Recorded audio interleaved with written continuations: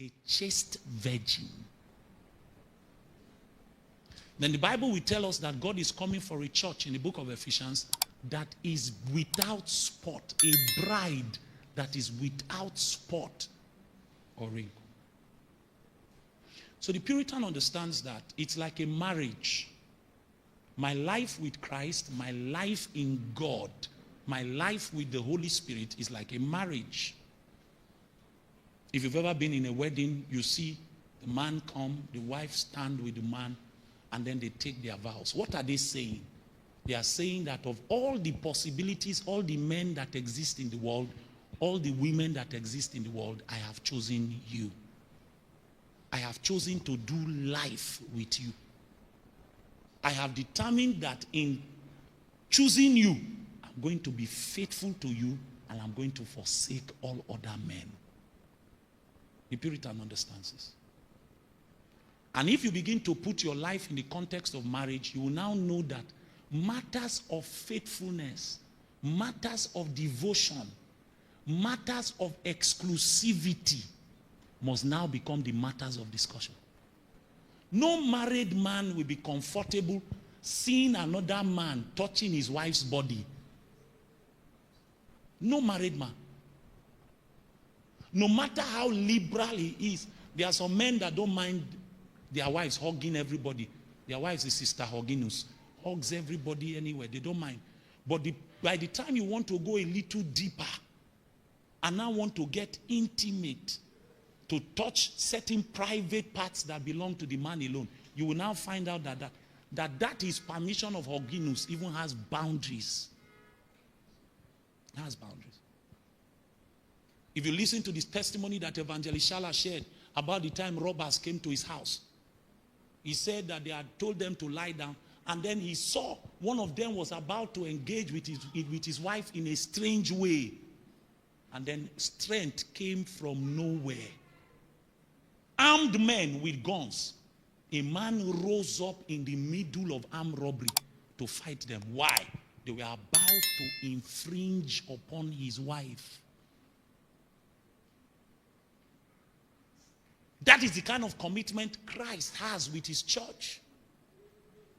And because he has that kind of commitment with his church, the Puritan understands that he too must have that kind of fidelity, loyalty, faithfulness, devotion, excuse me, and commitment to her husband.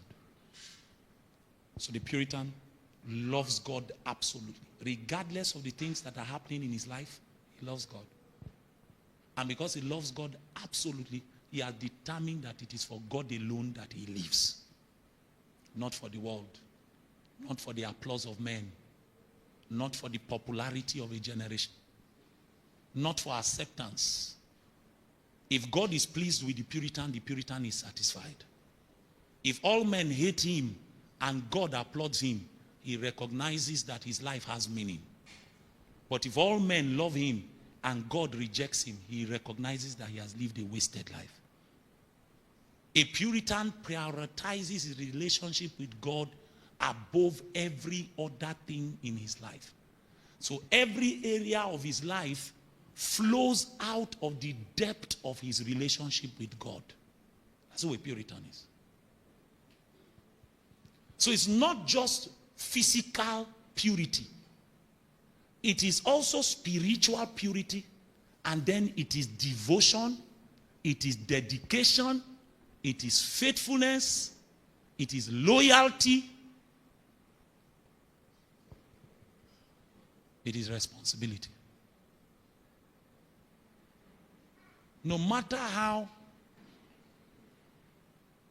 careless an individual claims to be, once you get within the confines of marriage, there are responsibilities that are placed on you. That even if you have your liberty as a husband or a wife, there are things you can no longer do because you belong to only one. Only one.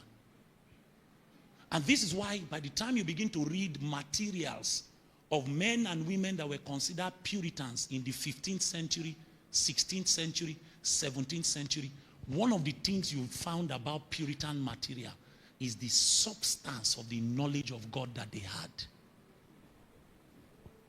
You read some of their materials and the presence of God could literally flood your room.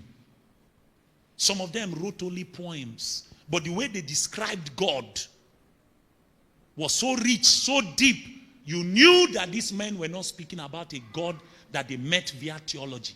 They were speaking about a God they knew by intimacy. They had him by experience.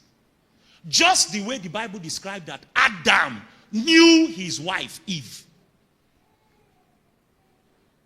That's how the Puritan walked with the Lord. Now, because the Puritan understood this, that if you are going to do business with a holy God, man of God, then there must be basis for compatibility. And the basis for compatibility to be in a marriage with a holy God is that there must be cleansing. Cleansing.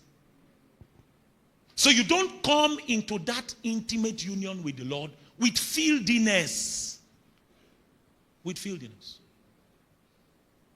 So there must be cleansing of the filthiness of the flesh, and there must be cleansing of the filthiness of the spirit. Otherwise, you cannot do business with God.